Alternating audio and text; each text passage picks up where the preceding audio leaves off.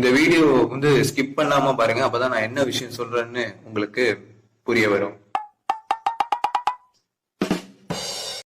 அனைவருக்கும் வணக்கம். நான் உங்கள் அருண் மனோஜ்குமார். நீங்கள் பார்த்து கொண்டிருப்பது back on official YouTube channel. நம்ம சேனலை இது வரைக்கும் சப்ஸ்கிரைப் பண்ணாங்க, சப்ஸ்கிரைப் பண்ணிடுங்க. பக்கத்தில் இருக்க பெல் பட்டனை கிளிக் பண்ணிடுங்க. இன்றைக்கான கான்டென்ட் என்னென்னு பார்த்தீங்க அப்படின்னா, சிவகார்த்திகேயன் அவர்கள் ஒரு ரீசெண்டாக பார்த்தீங்க அப்படின்னா ஒரு ப்ரெஸ் மீட் ஒரு ஈவெண்ட்டில், ஓகேங்களா, அந்த ஈவெண்ட்டில் ஒரு விஷயம் இப்போ பயங்கர பேசும் பொருளாக அமைஞ்சிருச்சு. அவர் ஒரு விஷயம் சொன்னார், அதுலேருந்து பயங்கரமான ஒரு டிசாஸ்டர் மொமெண்ட்டு இந்த தமிழ் சினிமா, அப்புறம் பார்த்திங்க அப்படின்னா நிறைய பிரபலங்கள், இதெல்லாம் பார்த்திங்க அப்படின்னா நிறைய ரசிகர்களுக்கு இது பயங்கரமான அதிர்ச்சியாகவும் இருந்துச்சு. சரி, அப்படி என்ன தான் கன்வே பண்ணார், அதுக்கப்புறம் அதில் இருக்கிற சில பின்புலங்கள் எல்லாத்தையுமே கம்ப்ளீட்டாக நம்ம இந்த வீடியோவில் கிரிட்டிசிஸ் வித் அனாலிசிஸ் பண்ண போகிறோம், ஓகேங்களா. அனலைஸ் பண்ணிவிட்டு அதுக்கப்புறம் கிரிட்டிசிசம் பண்ண போகிறோம். ஸோ ஸ்கிப் பண்ணாமல் பாருங்கள், அப்போ தான் நான் என்ன சொல்ல போகிறேன்னு உங்களுக்கு புரிய வரும். பரோட்டா சூரி அவர் காமெடிங்கிற பேரில் கிரிஞ்சு பண்ணிட்டு இருந்த டைமில் பார்த்திங்க அப்படின்னா, இயக்குனர் வெற்றிமாறன் அவர்களுடைய இயக்கத்தில் பார்த்திங்க அப்படின்னா விடுதலை பாகம் 1 இந்த திரைப்படத்தில் பார்த்திங்க அப்படின்னா அவர் கதையின் நாயகனாக அறிமுகமாகிறாரு. நல்ல ஒரு வசூல், நல்ல ஒரு திரைக்கதை, நல்ல ஒரு திரைப்படம், பயங்கரமாக வரவேற்கப்பட்டுச்சு. நிறைய ஃபிலிம் ஃபெஸ்டிவல்லாம் பயங்கரமாக அந்த படம் செலிப்ரேட் பண்ணாங்க. அண்ட் அதற்கு அடுத்து பார்த்திங்க அப்படின்னா அதே வெற்றிமாறன் அவர்களோட தயாரிப்பில் ஆர்எஸ் துரை செந்தில்குமார் இயக்கத்தில் பார்த்திங்க அப்படின்னா கருடன் அப்படிங்கிற இன்னொரு திரைப்படத்துலேயும் வந்தார். சசிகுமார் அவர்களும் நடிச்சிருப்பாப்பில். அப்புறம் ஒரு நம்ம சீடன் அப்படின்னு சொல்லி ஒரு திரைப்படத்தில் ஒரு ஹீரோ நடிச்சிருப்பாப்புல, முகுந்த் அப்படின்ட்டு, உன்னி முகுந்தன். அவரோட சேர்ந்து இவரும் நம்ம சூரி அவர்களும் நடிச்சிருப்பாப்புல. ஆனால் சூரி தான் இந்த படத்தோடைய ஹீரோ, ஓகேங்களா. ஓகே, நல்லாவும் பயங்கர என்கரேஜிங்காகவும் நல்லா செமையாகவும் கொண்டு போயிருப்பாங்க. பட் என்னென்னா எப்படி சொல்கிறது, படம் மிக்ஸ்டாக வந்துருச்சு. ரிவ்யூ நல்லா பாசிட்டிவாகவும் கொடுத்தாலும் வசூல் ரீதியாக பார்த்திங்க அப்படின்னா கொஞ்சம் அடி வாங்கிடுச்சு படம். இருந்தாலும் பார்த்திங்க அப்படின்னா சூரி அவர்கள் உடைய ஆக்டிங்காகவே அந்த படத்தை எத்தனை வாட்டி வேணாலும் பார்க்கலாம், ஓகேங்களா. அடுத்து இப்போ பார்த்திங்க அப்படின்னா சிவகார்த்திகேயன் அவர்களுடைய தயாரிப்பில், அதாவது நடிகர் சிவகார்த்திகேயன் அவர்களோட தயாரிப்பில் பார்த்திங்க அப்படின்னா அறிமுக இயக்குனர் வினோத் ராஜ் அவர்களுடைய இயக்கத்தில் பார்த்திங்க அப்படின்னா கொட்டுக்காளி அப்படிங்கிற ஒரு திரைப்படம் நடிச்சிருக்காங்க. அந்த கொட்டுக்காளி திரைப்படத்தில் பார்த்திங்க அப்படின்னா சூரிய அவர்கள் மெயின் ரோலு, அதோட ஒரு ஃபீமேல் லீடு கேரக்டர் ஹீரோயின், அதுக்கப்புறம் சேவல், இதெல்லாம் வச்சு அது சார்ந்த ஒரு கிராமிய கதை, ஓகேங்களா. ஒரு ட்ரைலர் ஒன்று இப்போ ரிலீஸ் பண்ணியிருந்தாங்க. நல்ல லைவ் சவுண்டில் பார்த்திங்க அப்படின்னா சூப்பராக அது அமைச்சிருந்தாங்க. எஸ்பெஷலி அந்த சேவல் கூவுற சவுண்டு இல்லை, கோழி கொக்கரைக்கிற சவுண்டு இருக்குல்ல, அதை ஒரு பிஜிஎம்மாக வச்சு அதை திறந்து அப்படியே சுற்றி என்னென்னலாம் அப்படியே சீன்ஸ் எல்லாம் செம்மையாக கன்வே பண்ணியிருப்பாங்க. நல்லா பார்க்குறதுக்கும் நல்லா ஒரு புதுவிதமாகவும் இருந்துச்சு. ஓகே, இதில்னா இந்த ஈவெண்ட், இந்த ட்ரைலர் ரிலீஸ் பண்ணுற ஈவெண்ட்டில் தான் பார்த்திங்க அப்படின்னா நம்ம சிவகார்த்திகேயன் அவர்கள் ஒரு விஷயத்த கன்வே பண்ணியிருப்பார். அது என்னங்கிறத ஃபஸ்ட்டு உங்களுக்கு நான் சொல்லிடுறேன். கொட்டுக்காளி படத்தோடைய எல்லா விஷயத்தையும் பற்றி பேசும்பொழுது இந்த விஷயத்த அவர் கன்வே பண்ணியிருந்தார். யாரையும் கண்டுபிடிச்சி நான் தான் இவங்க வாழ்க்கையை கொடுத்தேன், இவங்களுக்கு வாழ்க்கை கொடுத்தேன், இவங்களால் நான் தான் ரெடி பண்ணேன், இவங்கள நான் தான் ரெடி பண்ணேன்னு சொல்ல மாட்டேன், என்னை அப்படி சொல்லியே பழக்கிட்டாங்க, அந்த மாதிரி ஆள் நான் இல்லை அப்படின்னு ஒரு விஷயத்த சொல்லியிருக்காரு. இப்போ இதுதான் பேசும் பொருள் அமைஞ்சிருக்கு. அப்படி என்னென்னா, அறிமுக இயக்குனர் வினோத்ராஜ் அவர்கள், ஓகேங்களா, அவரோட இயக்கத்தில் வந்த படம். ஸோ இவரை நான் தான் கண்டுபிடிச்சேன் அப்படின்னா அவர் அட்ரஸ் பண்ணலை, ஓகேங்களா. அதை தான் அப்படி சொல்லணும்னு ட்ரை பண்ணுறதுக்கு பதிலாக இப்படி மாற்றி சொல்லிட்டாரு. ஏன்னா இவருடைய ஆரம்ப கரியர் எப்படி இருந்துச்சு அப்படின்னுங்கிறத இந்த இடத்துல நம்ம தெரிஞ்சுக்கணும், ஓகேங்களா. ஒரு ஒளித்து பின்செல் ஃப்ளாஷ்பேக். சரி, 2007ஆம் ஆண்டு எல்லாருக்கும் தெரிஞ்ச ஒரு வருஷம். கலக்கப்போது யார் சீசன் 3ல் பார்த்திங்க அப்படின்னா சிவகார்த்திகேயன் அவர்கள் கண்டஸ்டண்ட்டாக வந்திருந்தாப்புல. டைட்டில் வின் பண்ணாப்புல. மனோரமா ஆட்சியோட கையாலேயே பார்த்திங்க அப்படின்னா 5 லட்ச ரூபா ரொக்க பணம் வாங்கினாப்புல. அந்த காலத்தில் 5 லட்சங்கிறது பார்த்திங்க அப்படின்னா ரொம்ப காசுக்கு மதிப்பு இருந்த காலம். அதாவது கோல்டோட ரேட்டு 5000 ரூபா தொடாமல் இருந்த காலம், ஓகேங்களா. அப்போ பார்த்திங்க அப்படின்னா அந்த 5 லட்ச ரூபாய்க்கு மதிப்பு இருந்துச்சு. அண்ட் அது மட்டும் இல்லை, அதில் இன்னொரு விஷயம் என்னென்னா, நம்ம உமாரியாஸ் மேம், அதுக்கப்புறம் ஷேகர், நம்ம ஒரு காமெடி ஆக்டர்னு காமெடியாகவும் நடிப்பார், குணச்சித்திரமும் பண்ணுவாப்பில். ஒரு முன்னணி நடிகர், ஒரு எப்படி சொல்கிறது, குணச்சித்திர நடிகரில் கொஞ்சம் முன்னணியாக இருக்கிறவர். அவரும் எல்லாம் ஜட்ஜ் பண்ணுவாங்க. அதுக்கப்புறம் வந்து அங்கே ஆங்கர் சேது மற்றும் ரம்யா அவர்கள் 2 பேரும் ஆங்கர் பண்ணிகிட்டு இருந்தாங்க. இவர் கண்டஸ்டண்ட்டாக உள்ள வராரு, மெமிக்ரி பண்ணுறாரு, டைட்டில் அடிக்கிறாரு. ஓகேங்களா. அதுக்கடுத்து பார்த்திங்க அப்படின்னா ஜோடியில் நினைக்கிறேன், ஜோடி சீசன் 3 ஏதோ சம்திங், அதில் பார்த்திங்க அப்படின்னா கண்டஸ்டண்ட்டாக வராரு. அப்படியே நம்ம எதிர்நீச்சல் ரேணுகா இருக்காங்கள்ல, அவங்களோட டான்ஸை ஆடுறாரு. ஓகேங்களா. அப்போ வந்து அவங்க பேர் பிரியதர்ஷினி. அவங்களோட சேர்ந்து டான்ஸ் ஆடுறாப்புல. ஓகேங்களா. அதுக்கடுத்து பார்த்திங்க அப்படின்னா பாய்ஸ் வெர்சஸ் கேர்ள்ஸ், அதில் பார்த்திங்க அப்படின்னா கண்டஸ்டண்ட்டாக உள்ள வர்றாரு, பயங்கர ஃபன் பண்ணுறாரு, நிறையா நல்லாவும் பண்ணுறாரு. அதுக்கப்புறம் என்ன ஆங்கர் சைடு போகலான்னு ட்ரை பண்ணுறாரு. ஆங்கரிங் சைடு பண்ணும் பொழுது பார்த்திங்க அப்படின்னா 2009 நினைக்கிறேன், சரியாக 2009 பார்த்திங்க அப்படின்னா ஆங்கராக அவதாரம் எடுக்கிறாரு. அது இது எது அப்படிங்கிற ஷோவை வந்து ஆங்கரிங் பண்ணுறாரு. நார்மலாக ஒரு பக்கத்து வீட்டு பையனை பார்க்குற மாதிரியான ஒரு ஃபீல் வந்து க்ரியேட் பண்ணிச்சு. ஒரு சனிக்கிழமையில் 1 மணி நேரம் ஷோ வந்து அந்த ஷோக்காக நம்ம ஒதுக்கலாம், அந்தளவுக்கு ரொம்ப ஒர்த்தான ஷோ. ஓகேங்களா. அப்படியே வந்து பார்த்திங்க அப்படின்னா சூப்பர் சிங்கர், அப்புறம் இருக்கிற என்னென்ன நிகழ்ச்சி, அப்போ நான் ஃபிக்ஷனில் என்னென்ன நிகழ்ச்சியெல்லாம் இருக்கோ எல்லா நிகழ்ச்சியிலையும் நல்லா தொகுத்து வழங்கினார். சீனியர் ஆங்கர் ஆனார். ஓகேங்களா. அப்போ வந்து டிடி அவங்க சீனியராக இருந்தாங்க, ரம்யாங்கிறவங்க சீனியரு, அதுக்கப்புறம் பாவனாங்கிறவங்க அந்த டைமில் தான் வராங்கன்னு நினைக்கிறேன். எஸ், அந்த டைமில் தான் உள்ளே வராங்கன்னு நினைக்கிறேன். அதுக்கப்புறம் வந்து கோபிநாத் அவர்கள், இந்த மாதிரி பல சீனியர் ஆங்கர்ஸ்லாம் இருக்கிறப்ப இவருக்குன்னு தனியாக ஒரு ஃபேன் பேஸ். ஏன்னா கவுண்ட்ரு கொடுப்பார்.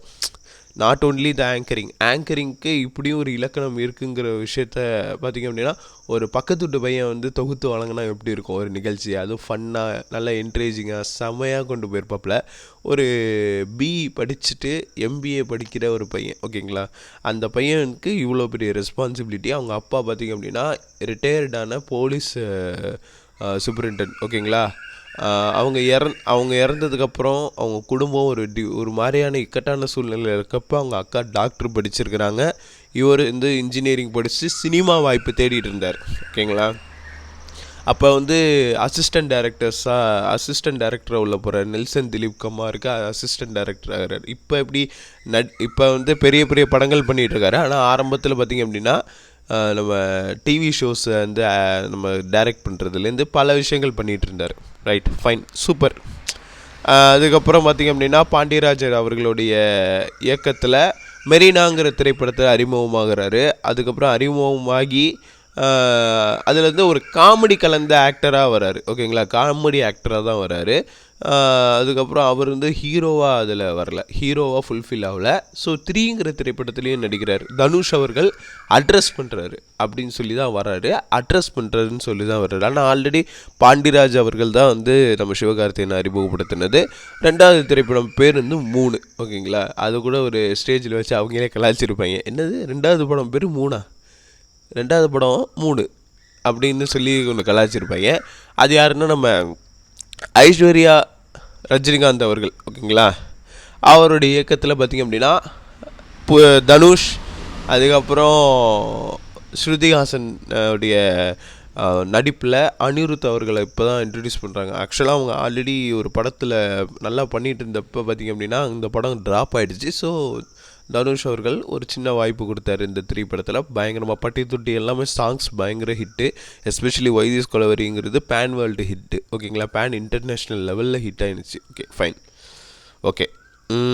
அதுக்கப்புறம் அந்த சிவகார்த்திகேயன் வந்து பார்த்திங்க அப்படின்னா அந்த 3 படத்தில் ஃபஸ்ட் ஹாஃப் வரைந்து வருவார், செகண்ட் ஹாஃபில் வர மாட்டார். அப்படியே கட் பண்ணாக்க 3வதாக வந்து என்ன திரைப்படம் அப்படின்னு பார்த்திங்க அப்படின்னா மனம் கொத்தி பறவை. இது வந்து ஒரு கிராமத்தில் இருக்கிற ஒரு இளைஞனுடைய கதை. பொறுப்பு இல்லாமல் ஒரு இளைஞன் இருப்பான், அவனோட வாழ்வாதாரம் எப்படி இருக்குது, காதல்னால அவன் எவ்வளோ பெரிய உயரத்துக்கு போகிறாங்கிறது வந்து ரொம்ப இயல்பாக காட்டியிருப்பாங்க. நல்ல காமெடியாகவும் கொண்டு போயிருப்பாங்க அந்த ஒரு திரைப்படம் மனங்கொத்தி பறவைன்ட்டு. அதில் தான் சூரிக்கும் இவருக்கும் பழக்கம் ஏற்படுது. ரைட்டு. அப்படியே பார்த்திங்க அப்படின்னா 4வது திரைப்படம் கேடி பில்லா கில்லாடி ரங்கா, அதே திரைப்படம்.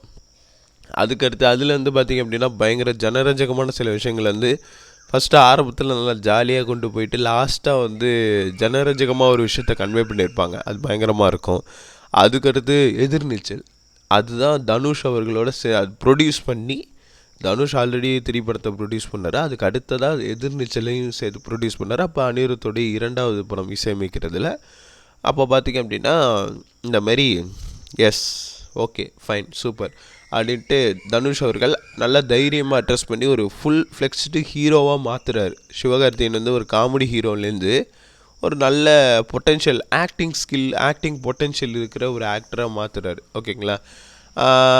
அந்த படம் எனக்கு தெரிஞ்சு சிவகார்த்திகேயன் அவர்கள் கரியருக்கு வந்த புதுசில் நல்ல மெச்சூராக ஒரு படம் பண்ணார் அப்படின்னா எனக்கு தெரிஞ்சு ஆர்எஸ் துரை செந்தில்குமார் அவர்களுடைய இயக்கத்தில் வந்து இந்த எதிர்நீச்சல் திரைப்படம் தான். ஓகேங்களா? ஓகே. அப்படியே இந்த வருத்தப்படாத வாலிப சங்கம் வந்ததுக்கப்புறம் அவரோட மார்க்கெட் எங்கேயோ போயிடுச்சு. ஈவன் தனுஷுக்கு ஈக்குவலாகவும் மாறிட்டார். அந்த ஒரு படம் தனுஷுக்கு ஈக்குவலாக மாறிடுச்சு. தனுஷ் அவர்கள் அந்த டைமில் 20 படங்கள் பண்ணார். 20 படங்களில் அவர் சம்பாதிச்ச மொத்த பேரையும் இந்த வருத்தப்படாத வாலிப சங்கம் வரத்துக்குள்ளே பயங்கரமாக சம்பாதிச்சார். வருத்தப்படாத வாலிப சங்கம் வந்ததுக்கப்புறம் சிவகார்த்திகேயன்லாம் வந்து ஒரு தவிர்க்க முடியாத ஒரு ஆக்டராக மாறிட்டார் அப்படிங்கிற மாதிரி ஒரு பின்பத்தை உருவாக்கிட்டாங்க. பயங்கரமான அந்த படமும் இந்த மாதிரி 100 நாள் ஓடுனுச்சு அந்த டைமில். ஸோ சிவகார்த்திகேயனுக்கும் இங்கே ஒரு மார்க்கெட் இருக்குது, ஹேட்ரிக் ஸ்டாராக இருக்கார் அப்படின்னு சொல்லி ஒன்று இது பண்ணியிருந்தது. அதாவது வெளியான 6 படங்களும் தொடர் வெற்றியை கொடுத்தாரு. இந்த 2013 3 படங்கள் ரிலீஸ் ஆனிச்சு, 3மே ஹிட் ஆனிச்சு அப்படின்னு சொல்லி. அப்புறம் 2014 மான் கராத்தேன்னு சொல்லி ஒரு திரைப்படம், அது வந்து மிக்ஸ்டு ரிவ்யூ. ஒரு சைடு தரப்பினர் என்ன சொல்லுவாங்கன்னா நல்ல படங்குவாங்க, ஒரு சிலர் வந்து உப்புமாங்கிறாங்க. பட் வந்து ஒரு காமெடியாக பார்த்திங்க அப்படின்னா சூப்பராக கன்வே பண்ணியிருப்பாங்க. ஒரு சீனுக்கு அது தேவைப்படுது அப்படின்னா அந்த சீனுங்க அது வந்து கொஞ்சம் க்ளீஷியாக அமைஞ்சிருச்சு. அது சிவகார்த்திகேயன் பண்ணும்பொழுது கொஞ்சம் க்ளீஷியாக தான் பார்க்கப்பட்டுச்சு. எஸ்பெஷலி என்னதுன்னா எங்களாலலாம் முடியாதா கோச் அப்படின்னு கேட்பார்ல, அதெல்லாம் வந்து எக்ஸ்ட்ரீம்லி அப்போ பார்க்கும்போது கொஞ்சம் கண்ணு கலங்குனுச்சு. ஆனால் இப்போ பார்க்கும்பொழுது க்ளீஷியாக தான் தெரிஞ்சிச்சு, ஓப்பனாக நான் சொல்கிறேன். அப்புறம் 2015 காக்கி சட்டை திரைப்படம் ரிலீஸ் ஆனிச்சு. காக்கி சட்டை அந்த திரைப்படம் பார்த்திங்க அப்படின்னா தனுஷ் அவர்களோட ப்ரொடக்ஷனில் அதே ஆர்எஸ் துரை செந்தில்குமாரோடைய இயக்கத்தில் அந்த காம்போ தான் அனிருத் அவர்கள் இசையமைச்சாங்க. ஸ்ரீவித்யா அவங்க ஹீரோயினே நடிச்சிருந்தாங்க. அந்த படமும் நல்லா பயங்கரமாக இருக்கும். அதில் தான் வந்து ஒரு ஃபைட் சீன் வரும். அதுலேருந்து தான் வந்து இந்த ஃபைட் சீனில் நடிக்கக்கூடிய ஆக்டராக மாறினார். ஓகேங்களா? அதுக்கு முன்னாடி வரைக்கும் அடி வாங்குகிற ஆக்டராக இருப்பார், இல்லைனா ஆக்ஷனை தவிர்ப்பார். ஆனால் இந்த காக்கி சட்டை திரைப்படத்தில் தான் சண்டே காட்சியில் நடிப்பார். எனக்கு தெரிஞ்சு அதுதான் ஃபஸ்ட்டு படம் நினைக்கிறேன், சண்டே காட்சியில் நடித்த ஃபஸ்ட்டு படம். அதுக்கப்புறம் அடுத்து கட் பண்ணால் காக்கி சட்டை ரிலீஸ் ஆனிச்சா, அதுக்கடுத்து ரஜினி முருகன் ரெமோ ரெண்டுலேயுமே பார்த்திங்க அப்படின்னா கீர்த்தி சுரேஷோட தான் அவங்க வந்து ஜோடி சேர்ந்துருப்பாப்பில். அதில் வந்து பொன்ராம் இயக்குனர், அதாவது நம்ம வருத்தப்படாத வாலிப சங்கத்தை வெற்றி கொடுத்த அந்த பொன்ராமோடையே பார்த்திங்க அப்படின்னா ரஜினி முருகன் பண்ணியிருப்பாப்பில். பயங்கரமாக இருக்கும். ஆனால் என்ன கொஞ்சம் க்ளீஷியாகவும் இருக்கும். சூரியோடைய காமெடி அந்த அளவுக்கு பெருசாக கிளிக் ஆகலை. ஆனால் ஒரு சில காமெடி வந்து கொஞ்சம் ரசிக்கும்படியாக தான் இருந்துச்சு. அதையும் இந்த இடத்துல சொல்லணும். கீர்த்தி சுரேஷ் அவர்களும் நல்லா அப்போ தான் க்ரஷ்ஷாக மாறிடலாங்க. ஆனால் இன்றைக்கி கிரிஞ்சாக இருக்கிறாங்க. எஸ்பெஷலி அந்த ஓ மேலே ஒரு கண்ணு அந்த சாங்க்கெலாம் பயங்கரமாக பண்ணியிருப்பாங்க. அடுத்து அப்படியே ரெமோ தான் வந்து எனக்கு தெரிஞ்சு எஸ்கேவை வந்து அடுத்த லெவலுக்கு கொண்டுட்டு போயிடுச்சு. ஒரு முன்னணி மாஸ் ஹீரோவாக மாற்றின ஒரு படம் தான் ரெமோ. அதுக்கடுத்து வேலைக்காரனில் தான் ஃபஸ்ட்டு நயன்தாரா வந்து ஜோடி சேர்றாங்க. ரைட். மான் கராத்தேல வந்து ஹன்சிகாவோட ஜோடி சேர்ந்தப்போ ஹன்சிகா அந்த டைமில் பீக்கில் இருந்த ஆக்ட்ரஸ்ஸு. அப்பே பயங்கர விமர்சனங்கள் வந்துச்சு. அதோட இந்த படம் வேலைக்காரன் வந்ததுக்கப்புறம் எல்லாம் வாயை மூடிட்டாங்க. ஏன்னா ஒரு நட்சத்திர அந்தஸ்து பெற்றாச்சுல்ல. ஸோ அப்படியே இது பண்ணாங்க. 2019 நிறைய படங்கள் வந்துச்சு. மிஸ்டர் லோக்கல், நம்ம வீட்டு பிள்ளை, அதுக்கப்புறம் வந்து பார்த்திங்க அப்படின்னா ஹீரோன்னு நினைக்கிறேன். எஸ். அதுக்கப்புறம் ஏதோ நடுவில் ஒரு திரைப்படம் வரும், அது என்ன திரைப்படம்னு எனக்கு சரியாக ஞாபகத்துக்கு வர மாட்டேங்குது. அதுக்கப்புறம் ஹீரோ. அதுக்கடுத்து டாக்டர் லாக்டவுன் டைமில் நெல்சன் திலீப் குமாரோட இயக்கத்தில் வந்துச்சு. அந்த திரைப்படம் நல்ல வசூலும் அடிச்சிச்சு, 100 கோடி ரூபா வசூல் அடிச்சு. இதான் ஃபஸ்ட்டு சிவகார்த்திகேயனுடைய 100 crore கிளப். ஓகேங்களா? 100 crore கிளப்ஸில் சேர்ந்த முதல் திரைப்படம். ரைட். அதுக்கடுத்து பார்த்திங்க அப்படின்னா டான். அறிமுக இயக்குனர் பார்த்திங்க அப்படின்னா அவர் தான் அஸ்வின் ஏதோ சம்திங் அவர் பேர் மறந்துட்டேன். அந்த டேரக்டர் தான் டான் திரைப்படத்தை இது பண்ணுறாரு. ஆப்வியஸ்லி அதுவும் 100 crore சேர்ந்துருச்சு. அதாவது மிகப்பெரிய மார்க்கெட் வச்சுருக்கிற ஹீரோ அப்படிங்கிற ஒரு பேரை வந்து உண்டாக்குன இந்த திரைப்படம். அதுக்கடுத்து பிரின்ஸு, அவன் பேர் ஏதோ அனுதீப்னு நினைக்கிறேன். லாங்குவேஜில் படம் எடுக்க தெரியாமல் ஏதோ இஷ்டமானாக்கு டயலாக் எழுதி இஷ்டமானாக்கும் ஒரு கதையை கொடுத்து இது பேர் ஒரு கதையா அப்படின்னு சொல்லி அதுலேருந்து தான் சிவகார்த்திகேயன் வந்து ஒரு டிஜிட்டல் மார்க்கெட்டிங்கில் கொஞ்சம் ஒரு மாதிரியான ஸ்கேம் பண்ணுறாரு. ஓகேங்களா, அது வந்து நம்ம பிளாக் சட்டையான வந்து ரிவீல் பண்ணார். அது வந்து டீட்டெயில் எக்ஸ்போஸ் பண்ணார். அதோட லிங்க் வந்து உங்களுக்கு நான் வந்து கேட்சில் ஆட் பண்ணி கொடுக்குறேன். அதில் நீங்கள் பாருங்கள். பிரின்ஸ் திரைப்படத்திலேருந்து தான் கிரிஞ்சு சிவகார்த்திகேயன் சிஎஸ்கே அப்படிங்கிற ஒரு அடைமொழியும் பெற்று வாழ்ந்து கொண்டிருக்கிறார். இப்போயும் அதான் வாழ்ந்துக்கிட்டு இருக்காரு. ஏன்னா பிரின்ஸுக்கு அடுத்து இப்போ மாவீரன் திரைப்படம் வந்துச்சு, அது மட்டும்தான் இப்போதைக்கு வந்துச்சு, நல்லா இருக்குது. அடுத்து அமரன், அயலான். ஆமாம், அதுக்கு முன்னாடி ஒரு அயலான்னு ஒரு திரைப்படம் இருக்குங்க இல்லைங்களா, கிட்டத்தட்ட ஒரு 8 வருஷம் அந்த படத்துக்காக அந்த இயக்குனர் வந்து கரியரை பணயம் வச்சு ஒரு படம் பண்ணார். பட் அது ஒரு மிக்ஸ்டு ரிவ்யூ தான். பாசிட்டிவாகவும் போல், அதே சமயத்தில் நெகட்டிவாகவும் போல் மிக்ஸ்டு ரிவ்யூ தான் வந்துச்சு. விஎஃப்எக்ஸுக்காக அந்த படம் சூப்பராக இருந்துச்சு. கதை இன்னும் கொஞ்சம் ஸ்ட்ராங்காக பண்ணியிருக்கலாம் அப்படிங்கிற மாதிரிலாம் சொன்னாங்க. ஏன்னா இது ஆல்ரெடி ஹிந்தியில் வந்த திரைப்படத்துடைய அஃபிஷியல் காப்பிங்கிற மாதிரியும் ஒரு சிலர் சொல்லிட்டு இருந்தாங்க. ரைட்டு. அதுக்கப்புறம் மிச்சம் என்னத்தை சொல்கிறது, அப்படியே இப்போ அமரன் கமல்ஹாசன் அவர்களுடைய அந்த ப்ரொடக்ஷனில் இப்போ அமரன் சொல்லி ஒரு திரைப்படம் பண்ணி நம்ம ஆல்ரெடி அதை பற்றி நம்ம பேசியிருந்தோம்னு நினைக்கிறேன். அமரன் திரைப்படம் வந்ததுக்கப்புறம் நம்ம அதை பற்றி டீட்டெயிலாக எக்ஸ்போஸ் பண்ணுவோம். அந்த ட்ரைலர் வந்து பயங்கரமாக இருந்துச்சு, அந்த டைமில் பயங்கரமாக இருந்துச்சு. நம்ம மேஜர் முகுந்த் அவர்களை பற்றின ஒரு கதை. ஓகேங்களா, அந்த அவரை வச்சு அவருடைய வாழ்க்கை வரலாறை வச்சு ஒரு புனையப்பட்ட ஒரு ஃபிக்ஷன் ஸ்டோரி தான் இந்த அமரன் அப்படிங்கிறத ஆல்மோஸ்ட் எல்லாருமே கெஸ் பண்ணிட்டாங்க. ஸோ அந்த படத்தை பற்றி நம்ம லேட்டராக நம்ம அப்கமிங்கில் நம்ம அதை பற்றி பேசுவோம். ஓகே, இதுதான் சிவகார்த்திகேயன் அவர்களுடைய வரலாறு. தனுஷ் அவர்கள் 3 படத்தில் ஜஸ்ட் ஒரு காமெடி ஹீரோவாக அட்ரஸ் பண்ணார். அதுக்கப்புறம் ஃபுல் ஃப்ளெக்ஸ்டு ஹீரோவாக பார்த்திங்க அப்படின்னா எதிர்நீச்சல் அப்படிங்கிற திரைப்படத்தை கொடுத்தாரு. ஸோ தனுஷ் அவர்கள் வந்து சிவகார்த்திகேயனுடைய வளர்ச்சிக்கு ரொம்ப முக்கியமாகவும் இடம் பட்டிருக்காரு.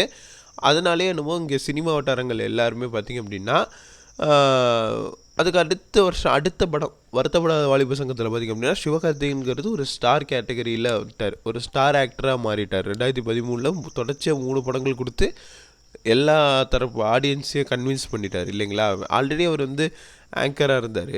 ஆங்கராக இருக்கப்போ எல்லாரையும் கன்வின்ஸ் பண்ணி எல்லாரையுமே சிவகார்த்திகேயனாலே நம்ம வீட்டு பையன்டா அப்படிங்கிற மாதிரி எல்லாருமே பல தரப்பில் 6லேருந்து 60 வரைக்கும் இருக்கிற எல்லாரையுமே கவர் பண்ணார். அந்த டைம்லேயும் இப்போயும் அந்த படமாக ரிலீஸ் ஆகும்போது கவர் பண்ணார். வருத்தப்படாத வாலிப சங்கம்ங்கிற ஒரு திரைப்படத்துக்கு அப்புறம் அவரும் ஒரு ஆக்டர், பெரிய ஆக்டராக மாறிட்டார். அதனால தனுஷ் அவர்கள் வந்து பார்த்திங்க அப்படின்னா பெருந்தன்மையான ஆள், ரொம்ப பக்குவமான ஆள். அவர் வந்து ஒரு இடத்துல சொல்கிறார், நான் இன்ட்ரடியூஸ் பண்ணுறேன் சிவகார்த்திகேயன் அப்படின்னு சொல்லி ஒரு 3 பட ஆடியோ லான்ச்சில் ஏதோ சம்திங் சொல்கிறாரு. ஓகேங்களா, அதுக்கப்புறம் பார்த்திங்க அப்படின்னா அப்படியே தனுஷும் சிவகார்த்திகேயன் அனிருத் இந்த 3 பேர் சேர்ந்து கூட்டணிகளில் ஒரு 4 திரைப்படம் நினைக்கிறேன். ஆல்மோஸ்ட் ஒரு 4 ஃபிலிம்ஸ் வந்து பார்த்திங்க அப்படின்னா நடிச்சுட்டு அந்த இதை கூட்டணியை வந்து கண்டினியூ பண்ணாங்க.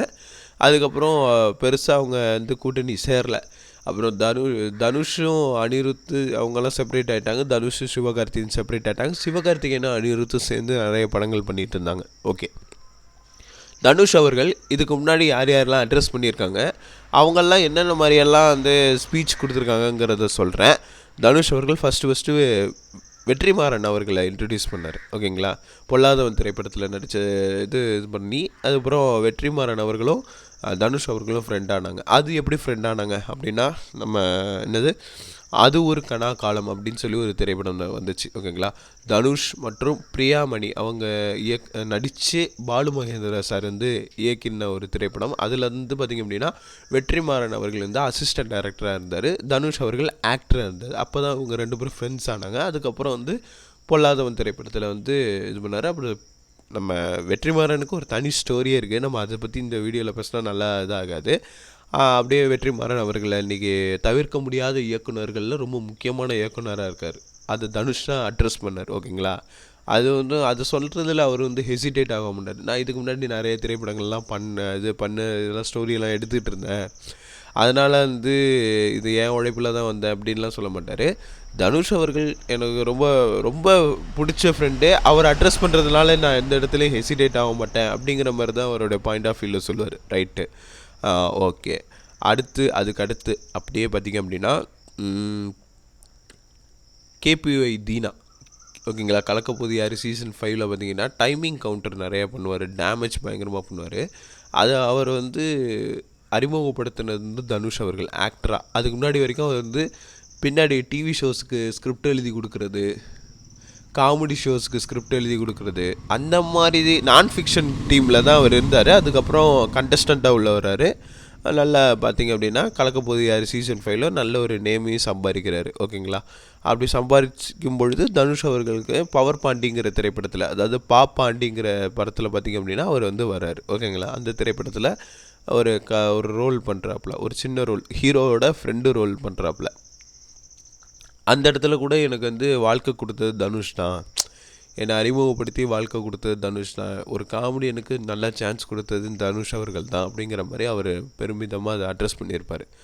அதுக்கப்புறம் இதெல்லாம் அட்ரஸ் பண்ணும்போது ஏன் சிவகார்த்திகேயனை அட்ரஸ் பண்ண யோசிக்கிறாரு, ஏன் அந்த மாதிரி மறுக்கிறாரு அப்படின்னா, ஆனால் சிவகார்த்திகேயன் அவர்கள் வந்து தனுஷ் அவர்களை வச்சு தான் மேலே வரல. ஏன்னா அதுக்கு முன்னாடியிலேருந்தே அவர் வந்து ஆல்ரெடி ஒரு பீக்கில் இருந்தவர் தான். ஆங்கரிங்கில் தனக்குன்னு ஒரு ரசிகர் பட்டாலுமே வச்சு பீக்கில் வந்தவர். விஜய் டிவிங்கிற அந்த சேனலே வந்து அவரை பீக்கில் வர வச்சு, ஓகேங்களா. விஜய் டிவி அவருக்கு அதுக்கு முன்னாடியும் ஒரு சில இதெல்லாம் ஆடிஷன்ஸ் போவார், அசிஸ்டன்ட் டைரக்டராக இருந்திருக்காரு, அதெல்லாமே இருந்தாலும் பீக்கில் வச்சது வந்து விஜய் டிவி அவர் தான். விஜய் டிவியில் நல்லா பண்ணதுக்கப்புறம் பாண்டியராஜ் அவர்களோட இயக்கத்தில் தான் அவர் ஃபஸ்ட்டு அறிமுகமாகிறாரு. ஏன்னா அவர் நடிகராக மட்டும் இல்லை, அவர் டேரக்டர் ஆகணுங்கிறதுக்காக தான் சினிமாவுக்குள்ளே வர்றாரு, ஒரு ஃபிலிம் டேரக்டராக உள்ளே வரணுன்னு. பட் அவர் வந்து ஃபிலிம் ஒரு ஆக்டராக தான் அவரால் உள்ளே வர முடிஞ்சிச்சு. அப்கமிங்கில் அவர் வந்து டைரக்ட் பண்ணுறதுக்கும் சான்ஸ் இருக்குது அப்படிங்கிற ஒரு விஷயமும் இருக்குது. ஆனால் இப்போ ப்ரொடியூசராக இருக்கார், லிரிசிஸ்டாக இருக்கார், ஆக்டராக இருக்கார். இதெல்லாம் வந்து ஒருத்தரோட சாயலாக இருந்தாலும் கூட இதை ஏன் சொல்கிறதுக்கு இவ்வளோ கூச்சப்படுறாருன்னு தெரியல. இன்னொருத்தங்க தான் என்னை வாழ்க்கை கொடுத்தாங்க அப்படிங்கிறதால நான் சொல்ல மாட்டேங்கிற மாதிரி மறைமுகமாக தான் சொல்கிறாரு. நான் தான் இவங்களுக்கு வாழ்க்கை கொடுத்தேன், நான் தான் இவங்களை வந்து அறிமுகப்படுத்தினேன் அப்படின்னு நான் சொல்ல மாட்டேன். நான் அந்த மாதிரி சொல்லி ஒருத்தங்களுடைய உண்மையான திறமையை வந்து வெளியே வர விடாமல் தடுக்க மாட்டேன் அப்படிங்கிற மாதிரி ஏதோ ஒரு சம்திங்கில் கூட அவர் சொல்லியிருக்கலாம். பட் வந்து எல்லாருமே பார்த்திங்க அப்படின்னா தனுஷை மறந்துட்டான், நன்றி கெட்டவன் அப்படிங்கிற மாதிரி எல்லா சோஷியல் மீடியாவில் நிறைய நெகட்டிவிட்டியை ஸ்ப்ரெட் பண்ணுறாங்க. நம்மக்கிட்ட பியூராக ஒரு டேலண்ட் இருக்குது, அதை ஒருத்தர் அட்ரஸ் பண்ணுறாரு. அட்ரஸ் பண்ணி அவரை விட நம்ம பீட் பண்ணி அடிக்கிறப்ப என்ன ஆகுது, திரும்பியும் நம்மளை கீழே தள்ளுறதுக்காக அவர் அறிமுகப்படுத்தலைன்னா நீ எல்லாம் ஒன்றுமே இல்லைடா அப்படின்னு ஒரு ஒரு மொமெண்ட்டை க்ரியேட் பண்ணி அப்படியே அவங்க பண்ண உழைப்பை வந்து உதாசீனப்படுத்துறது அப்படிங்கிறது எவ்வளோ பெரிய வலியை தரும் அப்படிங்கிறது வந்து அந்த இடத்துல நிற்கும் பொழுது தான் உங்களுக்கு அது தெரியும். நான் ஏன் சிவகார்த்திகேயனை சொம்படிக்கிறேன் அப்படின்னா அது சொம்பு இல்லை, ரியாலிட்டி, ஓகேங்களா. தனுஷ் அவர்களே வந்து சொல்லலாம். ஆனால் தனுஷ் அவர்கள் வந்து அடையாளப்படுத்தினது செல்வராகவன் தான்ங்கிறத நல்லாவே புரிஞ்சுக்கிறார், நல்ல பக்குவம் உள்ளவர். அதனால தான் ராயன் ஆடியோ லான்ச்சில் வந்து செல்வராகவன் அவர்கள் வந்து பேச்சு கொடுக்க ஸ்பீச் கொடுக்க வர்றப்ப அவரே எந்திரிச்சு நிற்கிறாரு. அவர் எந்திரிச்சு நின்னதை பார்த்து அந்த ஒட்டுமொத்த ராயன் க்ரூவும் எந்திரிச்சு நின்று ரெஸ்பெக்ட் பண்ணிச்சு, ஓகேங்களா. வந்த வழியை மறக்கக்கூடாது, வந்த பாதையை மறக்கக்கூடாது அப்படிங்கிறது தான், வேற ஒன்றும் இல்லை, அதுதான் பக்குவம். ஆனால் சிவகார்த்திகேயன் வந்து அப்படி நன்றி சொல்லணும் அப்படின்னா விஜய் டிவிக்கு தான். அதுவும் ஸ்டேஜில் வந்து நிறைய இடத்துல சொல்லுவார், எத்தனை வாட்டி வேணாலும் நான் தேங்க்ஸ் சொல்லிக்கிட்டே இருப்பேன் விஜய் டிவிக்கு அப்படிங்கிற மாதிரி சொல்லுவார், ஓகேங்களா. ஸோ வந்து தனுஷ் அவர்களை வந்து சிவகார்த்திகேயன் உதாசீனப்படுத்திட்டாரா அப்படின்னா சத்தியமாக இல்லை. பட் வந்து எப்பயுமே ஒரு விஷயத்த வந்து பண்ணுறாரு. ஆனால் இவர் மட்டும் கொஞ்சம் உருப்படியாக, அதாவது படங்களோட பேர்கள்லாம் பார்த்திங்க அப்படின்னா இன்னொரு திரைப்படம், இன்னொரு நடிகருடைய திரைப்படத்தோட டைட்டிலை வாங்கி தான் இவர் வந்து படங்களோடைய டைட்டில் வைக்கிறார், ரைட். இப்போ ரிலீஸ் ஆகிற அமரன் அப்படிங்கிற படத்தோட டைட்டில் வந்து நவரச நாயகன் கார்த்திக் அவருடைய நடிப்பில் ஆல்ரெடி ரிலீஸ் ஆன அமரன்கிற திரைப்படத்தோட டைட்டிலை வாங்கியிருக்காரு. அப்புறம் நான் ரிவர்ஸில் வரேன், மாவீரன், இது வந்து ரஜினிகாந்த் அவர்களுடைய திரைப்படத்தோடைய டைட்டிலு. அதுக்கப்புறம் பார்த்திங்க அப்படின்னா டான், இது வந்து பார்த்திங்க அப்படின்னா ஹிந்தியில் ஷாருக் கான் அவர்களுடைய திரைப்பட டைட்டிலு. அதுக்கப்புறம் டாக்டர் மட்டும் டாக்டர் ஸ்டேஞ்ச் அது மாதிரி நிறையா இருக்கிறதுல இந்த டாக்டர் அப்படிங்கிறது மட்டும் பார்த்திங்க அப்படின்னா ஒரு டைட்டில் காப்பீடு தான், இன்னொரு டைட்டில் தான் அவர் எடுத்து இது பண்ணுறாரு. அதுக்கப்புறம் ஹீரோங்கிறது இன்னொரு ஒரு வெப் சீரிஸில் உள்ளதுன்னு நினைக்கிறேன். ஒரு வெப் சீரிஸ், ஒரு சீரியல் மாதிரி ஓடக்கூடிய ஒரு ஷோடைய டைட்டில் இது ஹீரோங்கிறது. தனக்குன்னு ஒரு சொந்தமான ஐடென்டிட்டி இல்லாமல், தனக்குன்னு ஒரு யூனிக்கான ஐடென்டிட்டி இல்லாமல் இன்னமும் இன்னொருத்தவங்களுடைய படத்தோட டைட்டிலை எடுத்து பார்த்திங்க அப்படின்னா அவர் வந்து பயன்படுத்திட்டு தான் இப்போ அடுத்தடுத்த திரைப்படங்கள்லாம் அவருடைய திரைப்படங்களோட டைட்டிலாம் எடுத்து பார்த்திங்க அப்படின்னா எதுலேயுமே சிவகார்த்திகேயன் அப்படிங்கிற அந்த நடிகருக்கான ஒரு யூனிக் டைட்டில் அப்படின்னு ஒன்று இருக்காது. ஓகேங்களா? யூனிக் டைட்டிலாக பார்த்திங்க அப்படின்னா இருக்காது. எல்லாமே பார்த்திங்க அப்படின்னா இன்னொரு திரைப்படத்தோடைய டைட்டிலாக தான் இருக்கும். இன்னொரு திரைப்படம் ஆல்ரெடி ரிலீஸ் ஆன சில திரைப்படங்களுடைய டைட்டில் எடுத்து தான் அவர் வந்து அட்ரஸ் பண்ணுவார். ஸோ அப்படி இருக்கிறப்ப அந்த சிவகார்த்திகேயனா இவர் பேசுனது தப்பு. ஓகேங்களா? அதுதான், அதாவது 2 விதமாகவும் எடுத்துக்கலாம். ஒன்று இவர் பேசுனது சரின்னு எடுத்துக்கிறது ஒரு விதம், ஒரு விஷயத்தை தவறுன்னு எடுத்துக்கிட்டது விதம். ஓகேங்களா? இவர் வந்து பார்த்திங்க அப்படின்னா படத்தோட இவர் உண்மையாகவே ஓன் டேலண்ட்டில் உள்ளே வராரு அப்படின்னா, ஓன் டேலண்ட்டில் தான் நான் எல்லாத்தையும் பண்ணுறேன் அப்படின்னா, ஏன் இன்னொரு திரைப்படத்தோடைய டைட்டிலில் இருக்கிற படமாக பார்த்து சூஸ் பண்ணுறாரு? ஏன் டேரக்டர்ஸுக்கு வேறு டைட்டில் யோசிக்க தெரியாதா? ஏன் வேறு அங்கே இருக்கிற ரைட்டர்ஸு எத்தனை ஸ்கிரிப்டு எல்லாம் அசிஸ்டன்ட் டேரக்டர்ஸ் எத்தனை பேர் இருப்பாங்க? ஒரு படத்துக்கு டைட்டில் கூட ஏன் இன்னொரு திரைப்படத்துடைய, அதுவும் இன்னொரு நட்சத்திர அந்தஸ்தில் இருந்தப்போ உள்ள திரைப்படத்தோடைய டைட்டில் எடுத்து உள்ளே வைக்கிறீங்க? இப்போ உதாரணத்துக்கு வருத்தப்படாத வாலிப சங்கம் அப்படிங்கிறது என்ன? வின்னர் திரைப்படத்தில் வருத்தப்படாத வாலிப சங்கம்னு கைப்புள்ளையோட சங்கம். ஓகேங்களா? அதை எடுத்து அட்ரஸ் பண்ணுறாரு. ஏன்னா அது காமெடி திரைப்படம் அப்படிங்கிறதுனால ஒரு காமெடியன் அந்த டைமில் வடிவேலு அவர்கள் ரொம்ப பீக்கு, அந்த காமெடிக்காகவே ஒரு படம் ஓடுனுச்சு. அந்த படத்துடைய இதில் மெயினான ஒரு சப்சிடரியாக இருக்கக்கூடிய ஒரு சங்கத்தோட டைட்டில் எடுத்து அப்படி போடுறாப்புல. அந்த மாதிரி அப்புறம் வேறு என்ன, எதிர்நீச்சல் நம்ம எப்படி சொல்கிறது, நாகேஷ் அவர்கள் ஹீரோவாக அறிமுகமான படம். அதே சமயத்தில் டைட்டில் சாங் அப்படிங்கிறத ஒரு இன்ட்ரடியூஸ் பண்ண ஒரு திரைப்படமும் கூட.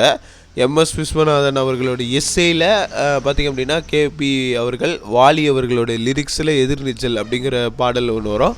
அதை கொஞ்சம் ரீமிக்ஸ் பண்ணி கொஞ்சம் பட்டி டிங்கரிங் பார்த்திங்க அப்படின்னா இவங்க வேறு ஒரு ஆல்பம் பண்ணுவாங்க. அதுக்கும் கவிஞர் வாலி அவர்களே பார்த்திங்க அப்படின்னா நம்ம அதுக்கும் லிரிக்ஸ் எழுதினார். ஓகேங்களா? எஸ்பெஷலி இந்த நாளை என்பது நம் கையில் இல்லை, நாம் யாரும் தேவன் கை பொம்மைகளே அப்படிங்கிறது இன்னைய வரைக்கும் அது கூஸ் பம்ப்ஸ் வாலி அவர்களோட எழுத்து அது. ஓகேங்களா?